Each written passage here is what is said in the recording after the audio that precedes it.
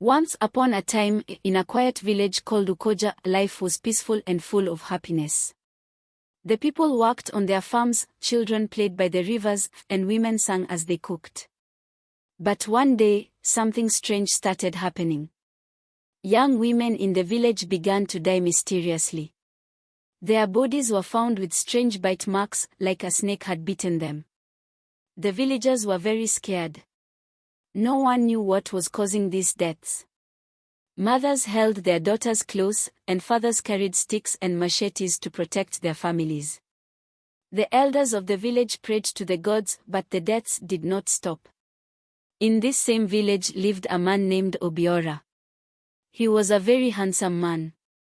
He was tall, had skin like golden caramel, and eyes that sparkled like stars. Obiora was also very charming. He could make anyone smile with his sweet words, and everyone in the village liked him. Obiora was a builder. He built strong and beautiful houses for the people in the village, so they trusted him. Women admired him, and many wanted to marry him. But Obiora had a dark and terrible secret. Obiora was not as kind as he looked. He was the one causing the mysterious deaths in the village. He had a small, deadly snake that lived in his trousers. This snake was no ordinary snake. It obeyed only Obiora. At night, he used his charm to make young women trust him, and when they were alone, the snake would bite them, and they would die. No one in the village suspected him. They thought he was perfect. But one day, everything changed when a young woman named Ezin came to Ukoja. Ezin was a strong and smart woman from a nearby village called Abo. She had come to Ukoja because her best friend, Adeabi, had died mysteriously. Ezin loved Adeabi like a sister, and when she heard about her death, she was heartbroken. She decided to find out the truth and stop whoever was responsible. When Ezin arrived, Obiora noticed her immediately. She was beautiful, with shiny dark skin and bright, sharp eyes. But what made her different was her courage. She wasn't afraid of him, and she didn't fall for his charm like the other women. Ezin also noticed Obiora. While others admired him, she felt something was wrong with him.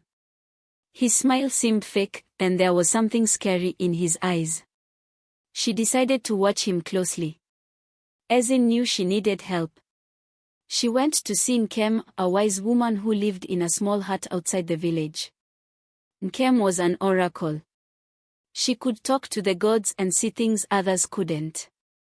Ezin told Nkem about the mysterious deaths and about Obiora. "I think he is the one behind it," Ezin said. Nkem closed her eyes and sat silently for a while. When she opened them, she said, "You are right, my child.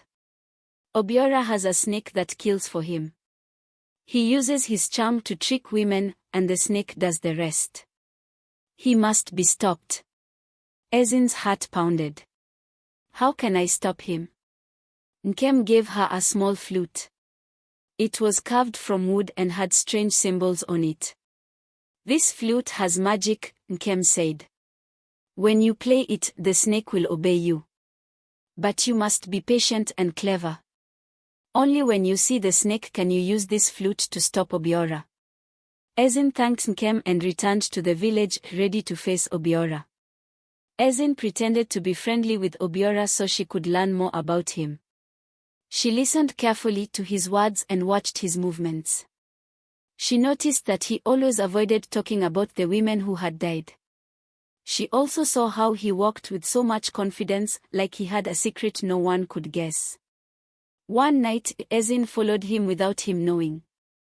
She hid behind some bushes and saw him kneeling by the river. He whispered strange words, then suddenly, the snake came out of his trousers. It was small but shiny and black, with sharp fangs. The snake slithered into the water and returned a few minutes later. Its fangs were dripping with something that looked like poison. Ezin's heart raced. She now knew the truth. The next evening, Ezin invited Obiora to meet her near the river. She smiled sweetly and told him she wanted to spend time with him alone. Obiora, thinking she was just another woman falling for his charm, agreed. When they met, Obiora started to talk, but Ezen pulled out the flute and began to play. The sound was soft and sweet, but it had a strange power. Obiora froze. His smile disappeared, and he looked scared. "What are you doing?" he asked, his voice shaking. Ezen didn't stop playing. The snake in his trousers began to move. It wriggled and twisted as if it couldn't control itself. Slowly, it came out, its fangs bared and ready to strike. Obiora tried to stop it, but the flute's magic was too strong. The snake turned on him, biting him with the same venom it had used to kill so many others. Obiora screamed and fell to the ground. The villagers heard his screams and ran to see what was happening. By the time they arrived, Obiora was dead, and the snake had disappeared into the darkness. The people of Ukoja were shocked when they learned the truth about Obiora. They were grateful to Ezen for her bravery and wisdom. She had saved the village from his evil. Ezen stayed in Ukoja for a while, helping the villagers heal from their pain. Everyone admired her and learned to be more careful about trusting people who seemed too perfect. After some time, Ezen returned to her own village, carrying the memory of her best friend, Gadeabi, and the courage she had found in herself. From that day on, the story of Obiora and Ezen was told to children as a lesson. It reminded them that beauty and charm could hide danger and that true strength came from bravery and kindness. And so, Ukoja became peaceful again, and the people lived happily ever after.